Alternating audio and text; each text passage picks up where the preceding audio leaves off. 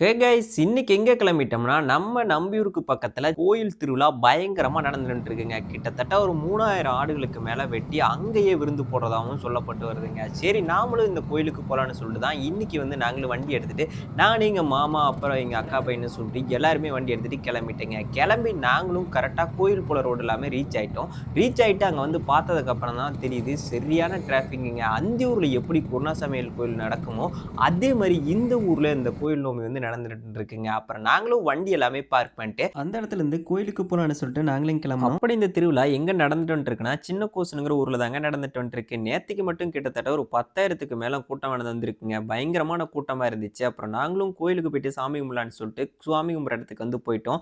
அங்க போனதுக்கு அப்புறம் நிறைய கூட்டம் இருந்ததுனால நாங்களும் என்ட்ரன்ஸ்லயே நின்னு சாமி எல்லாமே கும்பிட்டு வந்துட்டுங்க. இந்த கோயில்ல என்னென்ன சுவாமிகள் இருக்குன்னா, பூதனாச்சி அம்மன் மற்றும் நாட்டராய சுவாமி தாங்க இருக்கு. அப்புறம் கரெக்டா கிடாய் வெட்டிருந்தாங்க. அதெல்லாமே பார்த்துட்டு நாங்களும் சாப்பிடுற இடத்துக்கு கிளம்பிட்டோம். சாப்பிட்ற இடத்துக்கு உள்ள ரீச் ஆனோனே, எங்க ஆடு கூலின்னு சொல்லிட்டு எல்லாமே கட்டி வச்சிருந்தாங்க. அதெல்லாமே பார்த்து முடிச்சுட்டு, அடுத்தா நாங்களும் லைன்ல போய் நிக்கலாம் சாப்பிட்றதுக்குன்னு சொல்லிட்டு நாங்களும் கிளம்பிட்டோம். அங்க போய் லைன்ல நிக்கிற இடத்த பார்த்தோனே நாங்களும் ஷாக் ஆயிட்டோம். கிட்டத்தட்ட ஒரு 100, 200 பேருக்கு மேல இருப்பாங்க. நாங்களும் இந்த கூட்டத்திலேயே நின்னு சாப்பாடு எல்லாமே வாங்கி சாப்பிட்டு முடிச்சுட்டு அங்கிருந்து கிளம்பி வந்தேங்க. கிளம்பி கரெக்ட்டா நாங்களும் வரும்போது தான் கோயிலுக்கான படைக்கலமெல்லாம் எடுத்துட்டு போயிட்டு இருந்தாங்க. சரி, நின்னு பார்த்துட்டு போலான்னு சொல்லிட்டு நாங்களே நின்னு பார்த்துக்கிட்டு இருந்தோம். இந்த கோயில் பார்த்தீங்கன்னா 19ஆம் நூற்றாண்டுல சேர்ந்ததுங்க.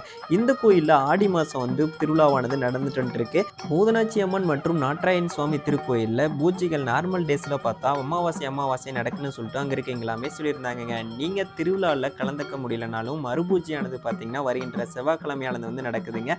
அந்த அன்னைக்கு இதே மாதிரி பார்த்தீங்கன்னா விருந்துகள் நடக்குன்னு சொல்லிட்டு அங்க இருக்கீங்களாமே சொல்லியிருந்தாங்க. நீங்க பூதனாச்சி அம்மன் கோயிலுக்கு போகணும்னு நினைச்சீங்கன்னா வருகின்ற செவ்வாய்க்கிழமை மறக்காம போயிட்டு வாங்க. சரி கைஸ், அடுத்த பார்க்கலாம். டாடா, பாய்.